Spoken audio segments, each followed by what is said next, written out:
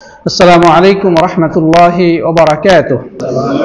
بسم الله الرحمن الرحيم. الحمد لله والصلاة والسلام على رسول الله أما بعد. সর্বাধিক হাদিস বর্ণনাকারী সাহাবী আবু হুরায়রা রাদিয়াল্লাহু তাআলা আনহু বলছেন, আল্লাহ রাসূল সাল্লাল্লাহু আলাইহি ওয়াসাল্লাম ইরশাদ করেছেন, বাদাল ইসলামু গরীবা ওয়া সায়াউদু কামা বাদাআ ফাতুবা লিল গুরাবা। রাওয়াহু মুসলিম। ইসলামের যখন সূচনা হয় তখন ইসলামটা ছিল খুবই অপরিচিত, যেটা শুধু কিছু মানুষের মধ্যে পরিচিত ছিল। অর্থাৎ এই ইসলাম পালনকারীদের সংখ্যা খুবই নগণ্য ছিল। কিয়ামতের পূর্বে পরিস্থিতি এমন হবে যে সূচনা যেভাবে হয়েছিল সমাপ্তিটা ঠিক তেমনই হবে। অর্থাৎ ধীরে ধীরে ধীরে ইসলাম উঠে যাবে এবং খুব অল্প পরিমাণ মানুষের কাছে ইসলাম থাকবে, অধিকাংশ মানুষের কাছে ইসলাম থাকবে অপরিচিত। তবে এমন পরিস্থিতিতেও কেউ যদি ইসলামকে মজবুতভাবে ধরে থাকে, ইসলামের পথে নিজের জীবনকে পরিচালনা করে, তাহলে তার জন্য রয়েছে শুভ সংবাদ।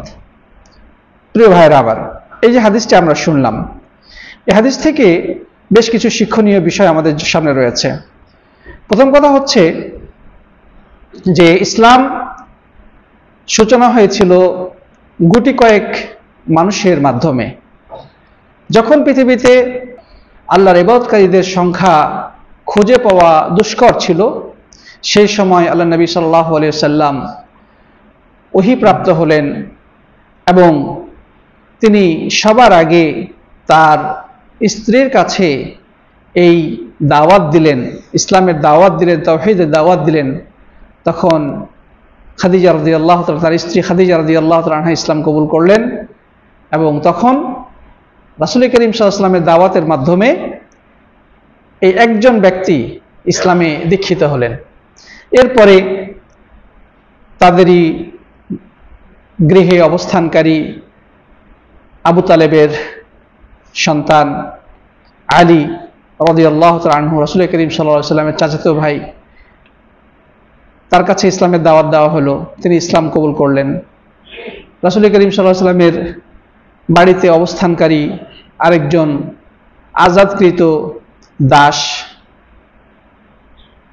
কি নাম কল দিচ্ছে কেন, যায়েদ বিন হারিসা রাদিয়াল্লাহু তাআলা আনহু, তিনি ইসলাম গ্রহণ করলেন।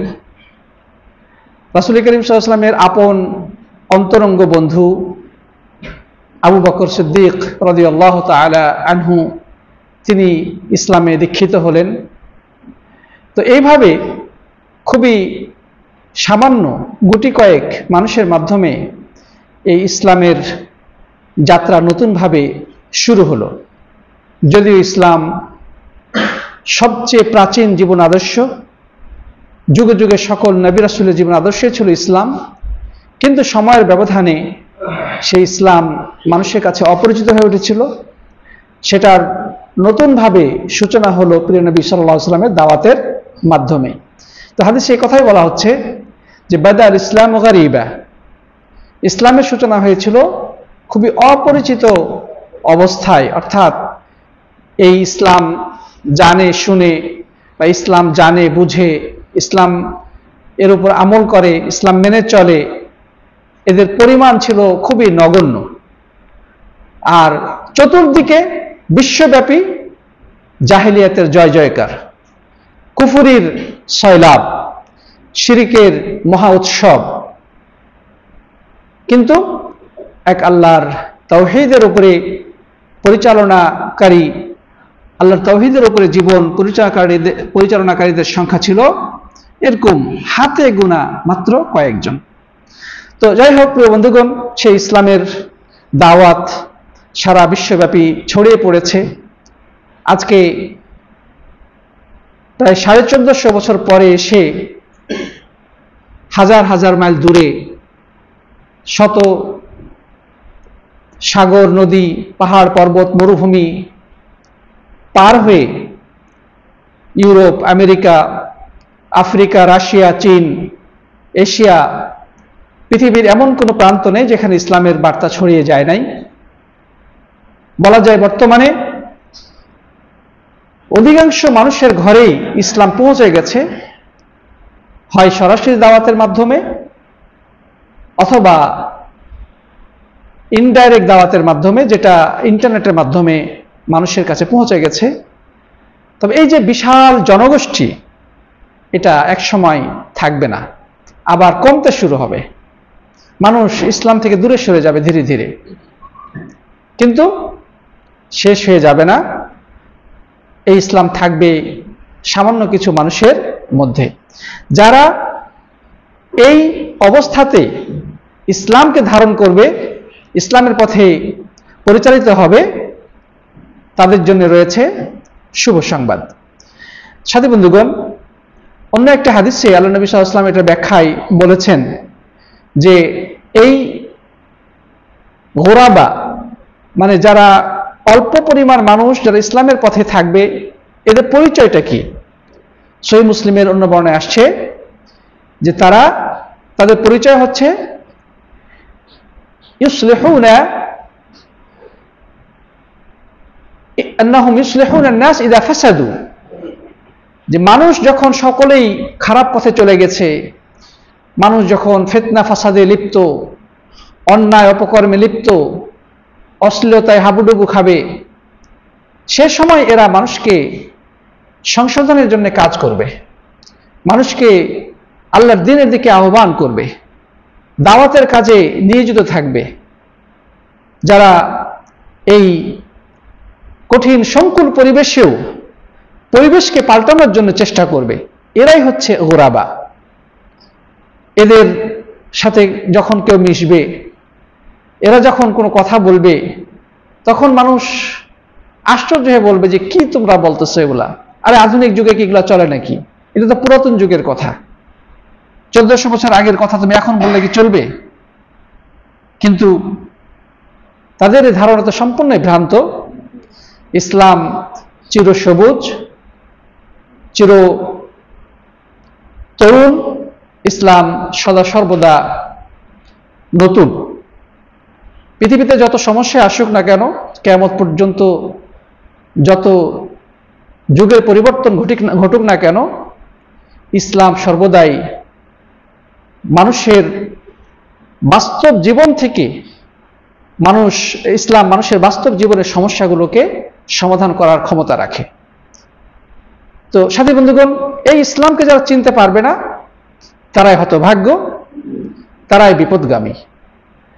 আর যারা এই ইসলামকে নিজের জীবনে ধারণ করার পরে মানুষকে পথে আহ্বান করে, মানুষ বিপথে চলে যাচ্ছে, মানুষ ধ্বংস হয়ে যাচ্ছে, মানুষ পথভ্রষ্ট হয়ে যাচ্ছে, কিন্তু তারা নিজেরা যেভাবে সঠিক পথে পরিচালিত হয়, পাশাপাশি অন্যদেরকেও সংশোধনের জন্য চেষ্টা করতে থাকে, অন্যদেরকে দাওয়াত দেয়, অন্যকে সংশোধন করার জন্য প্রাণপণ চেষ্টা করে, সময় দেয়, শ্রম দেয়, দৌড়াদৌড়ি করে,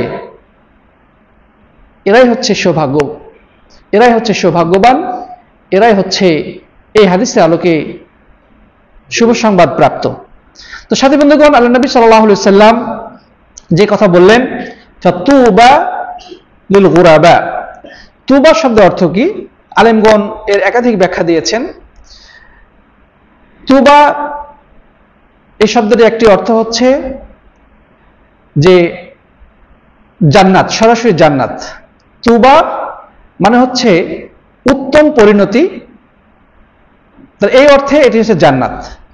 অর্থাৎ যারা এই পরিস্থিতিতে দিনের উপরে অবিচল থাকবে, তাদের জন্য রয়েছে জান্নাত। আরেকটি অর্থ রয়েছে যে তুবা মানে হচ্ছে একটা বৃক্ষ, জান্নাতের একটা বিশেষ বৃক্ষের নাম তুবা। তো আল্লাহ রাব্বুল আলামিন তাদেরকে সেই সুসংবাদ দিচ্ছেন যে যারা দিনের পথে অবিচল থাকবে, মানুষ যখন সকলে পথভ্রষ্ট বা ফিতনা ফাসাদে লিপ্ত, তাদের জন্য রয়েছে জান্নাতের সেই তুবা নামক বৃক্ষ, অর্থাৎ এটা বিশেষ মর্যাদাপূর্ণ একটি পুরস্কার। আরেকটি অর্থ আলেমগণ বলেছেন, সেটা হচ্ছে সাধারণভাবে সুসংবাদ, যেটা কল্যাণের সুসংবাদ। এই কল্যাণের সুসংবাদ বলতে জান্নাত, জান্নাতের নিয়ামত সামগ্রী, জাহান্নাম থেকে মুক্তি, অর্থাৎ সবকিছুই। আখিরাতের কল্যাণকর সবকিছুই। তো যাই হোক, এই সবগুলো অর্থই প্রায় কাছাকাছি। কিন্তু কথা হলো যে এই সুসংবাদ সকলেই লাভ করবে না। এখন আপনি নিজেদেরকে একটু যাচাই বাছাই করে দেখি যে আমরা এই সুসংবাদ পাওয়ার জন্য কতটুকু কাজ করছি। আমার ভিতরে সেই আগ্রহ বা সেই চেতনাবোধ কতটুকু কাজ করছে। আমি দেখতে পাচ্ছি চতুর্দিকে মানুষ অন্যায়ের দিকে হাবুডুবু, অন্যায়ের মধ্যে হাবুডুবু খাচ্ছে, পাপাচারে লিপ্ত, নামাজ নাই, রোজা নাই, দাড়ি নাই, ইসলামের নানা ধরনের অপকর্মে লিপ্ত রয়েছে। কিন্তু আমি একজন সত্য পথের পথিক হিসেবে তাদেরকে সংশোধন করার জন্য কতটুকু ব্যাকুলতা অনুভব করছি, কতটুকু নিজের ভিতরে সেই আগ্রহটা অনুভব করছি। যদি আমরা নিজেদেরকে এই প্রশ্নের উত্তর দিতে পারি, নিজের নফসের কাছে যদি আমরা উত্তর দিতে পারি, তাহলে কিন্তু আমাদের সেই সুসংবাদ পাওয়ার সম্ভাবনা রয়েছে। যদি আমরা নিজেদের মনের সেই প্রশ্নের কাছে নিজেরা উত্তর দিতে পারি, তাহলে আশা করা যায় সে সৌভাগ্যবানদের অন্তর্ভুক্ত হতে পারবো, যদিও ত্রুটি থাকে আমাদের মাঝে। কারণ আমি যখন নিজের ত্রুটিটা বুঝতে পারবো, তখন আমি চেষ্টা করবো সেই ত্রুটিটাকে দূর করে আমি কিভাবে নিজেকে ইমপ্রুভ করব, নিজেকে এই পথে আরো আমি অ্যাডভান্স করব, সেই জন্য আমরা প্রত্যেক চেষ্টা করব। কিন্তু আমি যদি এই প্রশ্নের উত্তর দিতে ব্যর্থ হই যে আমার ভিতরে কোনো আগ্রহ বোধ নাই, আমার ভিতরে কোনো আগ্রহ নাই, চিন্তা নাই, মানুষকে কিভাবে সংশোধন করব, মানুষকে কিভাবে হেদায়েত করার জন্য আমি চেষ্টা করব, এটা আমি অনুভবই করি না, তাহলে বুঝতে হবে আপনি মহা ক্ষতির মধ্যে পড়ে রয়েছেন, নিশ্চিতভাবে ক্ষতির মধ্যে পড়ে রয়েছেন। প্রিয় ভাইরা আমার, এই হাদিসটি আমাদেরকে শিক্ষা দিচ্ছে যে আমাদেরকে দাওয়াতের ময়দানে নেমে যেতে হবে, আমাদের সবাইকে দাওয়াতের পথে নামতে হবে, মানুষকে সংশোধন করার জন্য সর্বাত্মক চেষ্টা করতে হবে, সময় দিতে হবে, শ্রম দিতে হবে, জ্ঞান অর্জন করতে হবে, মানুষের কাছে যেতে হবে। যার যতটুকু সুযোগ আছে সে সুযোগকে কাজে লাগিয়ে সংশোধনের চেষ্টাটা অব্যাহত রাখতে হবে। সব ছেড়ে দিয়ে যদি আমরা চুপচাপ বসে থাকি, তাহলে কিন্তু আমরা ওই অধিকাংশ মানুষ যারা ইসলাম থেকে বিমুখ তাদের দলভুক্ত হয়ে যেতে পারি। এর আগে আমরা সূরা আসরের মধ্যে বিষয় ব্যাখ্যা করেছি যে নিশ্চিত প্রত্যেকটি মানুষই ক্ষতিগ্রস্ত হবে যারা ঈমান এনেছে, সৎকর্ম করেছে এবং অন্যকে দাওয়াত দিয়েছে এবং ধৈর্যের উপদেশ দিয়েছে। এই চারটি বৈশিষ্ট্য অর্জন করা ছাড়া প্রত্যেকটি মানুষই ক্ষতিগ্রস্ত। আমি কোন ক্যাটাগরিতে আছি, আমার লিস্ট, আমি কোন লিস্টে আছি, এটা কিন্তু আমাকে আপনাকে নিজের সাথে আত্মসমালোচনা করার মাধ্যমে খুঁজে বের করতে হবে। প্রিয় বন্ধুগণ, তো হাদিস নিয়ে আর বেশি লম্বা কথা বলতে চাই না। আসুন আমরা চতুর্দিকে যখন ফিতনা ফাসাদ, চতুর্দিকে মানুষ যখন দুর্নীতি অন্যায় লিপ্ত, তখন আমরা সে তুবা লিল গুরাবা, সে গুরাবাদের অন্তর্ভুক্ত যদি হতে না পারি, তাহলে এর থেকে বড় ব্যর্থতা আমাদের জন্য আর কিছু হতে পারে না। এখানে আরেকটি পয়েন্ট বলতে চাই। গুরাবা মানেটা হলো অপরিচিত বা খুব অল্প সংখ্যক মানুষ, নগণ্য মানুষ যারা দ্বীন ইসলামকে মেনে চলবে, রাসূলের সুন্নাহকে মেনে চলবে। কিন্তু আশ্চর্যজনক বিষয় হচ্ছে আমাদের বাংলাদেশে একটা দলই বের হয়ে গেছে, সে দলের নাম হচ্ছে গুরাবায়ে আহলে হাদিস। আহলে হাদিস আবার শুরুর দিকে নাম দিয়েছে গুরাবায়ে আহলে হাদিস। মানে কি বলবো, মানে সমাজের ফিতনা কত দিক থেকে চেপে ধরতে পারে তার প্রমাণ এটাও একটা। মানে আহলে হাদিস মানহাজে সহি মানহাজ, কিন্তু এরা এই হাদিসের আলোকে নিজেদের নাম রেখে দিচ্ছে গুরাবায়ে আহলে হাদিস। এবং এদের কার্যক্রম আশ্চর্যজনক, সত্যি আশ্চর্যজনক। ঢাকাতে আমি মিরপুরে যখন একটা মাদ্রাসার শিক্ষক ছিলাম, তখন দেখতাম যে জামাতের সাথে এরা নামাজ পড়বে না। এরা কি জামাতের সাথে, অর্থাৎ এশার নামাজটা আর কি, বিশেষ করে এশার নামাজে জামাতে পড়বে না। এরা অনেক রাত্রে এসে এশার জামাত করবে। কেন? তো ওই যে একটা হাদিস আসছে, রাসূল করিম সাল্লাল্লাহু আলাইহি ওয়াসাল্লাম বলছেন যে আমার উম্মতকে যদি কষ্ট মনে না করতাম তাহলে এশার নামাজকে আমি বিলম্ব করে আদায় করতাম। এখন বলতেছে যে তাহলে এরা তো তাড়াতাড়ি পড়ে ফেলতেছে, এখন অতএব আমাদের কি করতে হবে? দেরিতে আদায় করতে হবে। তাহলে এখন একটা জিনিস খেয়াল করেন, হাদিসকে নিজেদের মতো বোঝার ক্ষতিটা কোন দিক থেকে হয়? আল্লাহ নবী সাল্লাল্লাহু আলাইহি ওয়াসাল্লাম জামাতে নামাজ পড়ার গুরুত্বটা, যেটা রাসূল সাল্লাল্লাহু আলাইহি ওয়াসাল্লাম বহু হাদিস থেকে প্রমাণিত, হ্যাঁ, যে জামাতে নামাজের গুরুত্ব অপরিসীম, কেউ কেউ ওয়াজিব পর্যন্ত বলেছেন। তো এখন তারা একটা মুস্তাহাব আমলকে পুনর্জীবিত করতে গিয়ে বা মুস্তাহাব জিনিসের সাথে আমল করতে গিয়ে তারা এর থেকে গুরুত্বপূর্ণ জিনিসকে তারা বাদ দিয়েছে। বুঝা গেছে? তাহলে এরা হচ্ছে আসলেই গুরাবা, মানে এমন গুরাবা যেটা জুহালা বলা যেতে পারে এদেরকে, এটা গুরাবাতুল জুহালা, হ্যাঁ, মানে অজ্ঞ। তারপরে ওদেরকে আরেকটা জিনিস দেখলাম, ছোট ছোট বাচ্চা যাদের বয়স 8 বছর 10 বছর, বাবরি চুল, বড় বড় চুল, সবার বড় বড় চুল, ছোট বড় সবার বড় বড় চুল। কেন? রাসূল সাল্লাল্লাহু আলাইহি ওয়াসাল্লাম বড় চুল রাখছেন। তো এখন আল্লাহ নবী সাল্লাল্লাহু আলাইহি ওয়াসাল্লাম কি ছোট চুল রাখেন নাই? তিনি ছোট রেখেছেন, মিডিয়াম রেখেছেন, বড় রেখেছেন। তিনি পরিবেশ প্রেক্ষাপট অনুযায়ী তিনি রেখেছেন। তখনকার যেটা আরবদের কালচার অনুযায়ী, এখনো আরবদের মধ্যে বেদুইন যারা কোন বড় বড় চুল রাখে, দেখছেন? তো তখনকার যুগে এটা ছিল। আল্লাহ নবী সাল্লাল্লাহু আলাইহি ওয়াসাল্লাম কখনো বড় চুল রেখেছেন এবং এটাকে বেনি করে রাখা হয় না, কি জানে বলে, বেনি বেঁধে রাখা হয়, হ্যাঁ, এভাবে রেখেছেন। তারপরে আল্লাহ নবী সাল্লাল্লাহু আলাইহি ওয়াসাল্লাম কখনো ছোট ছোট রেখেছেন। তাহলে এখন ওরা যদি এটাকে আবশ্যক করে ফেলে যে ছোট বড় সবার জন্য বড় চুল রাখতে হবে, তাহলে তারা হাদিসের অপব্যাখ্যা করলো, রাসূলের সুন্নাহকে অপব্যাখ্যা করলো। আরেকটা হচ্ছে ছোট বাচ্চাদের যে বিষয়টা, শিক্ষিত মতো ছোট বাচ্চাদের যে বিষয়টা, ছোট বাচ্চাদের জন্য বড় চুল রাখতে হবে, এটা কে বলেছে? বরং আলেমগণ বলেছেন, যদি ছোট বাচ্চাদের বড় চুল রাখার কারণে নারীদের সাদৃশ্য দেখা যায়, কারণ তাদের দাড়ি নাই, হ্যাঁ, ছোট সুদর্শন বাচ্চা যদি বড় চুল রাখার কারণে মেয়েদের মতো দেখা যায়, তাহলে ফিতনার সম্ভাবনা রয়েছে। তো সেখানে নিষেধ করতে হবে, সেখানে এটা রাখা যাবে না। বুঝা গেছে কিনা?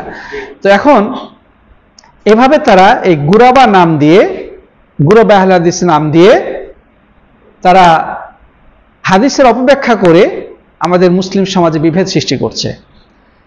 তো বোঝা গেল যে ইসলাম নাম দিয়ে হয় না, ইসলাম হচ্ছে বাস্তব আমলের নাম, কামের নাম।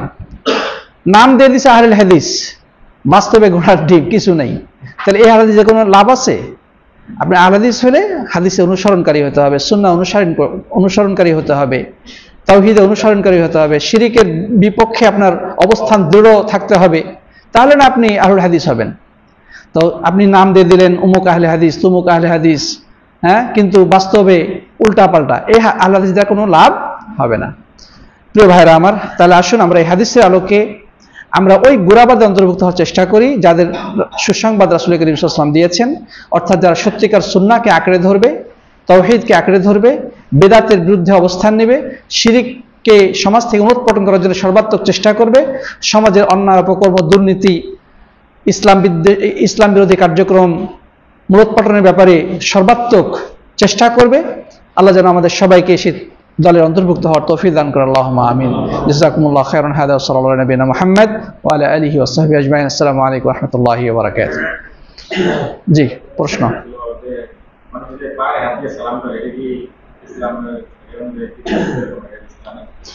পায়ে হাত দিয়ে সালাম করার ভিত্তি ইসলামে নাই।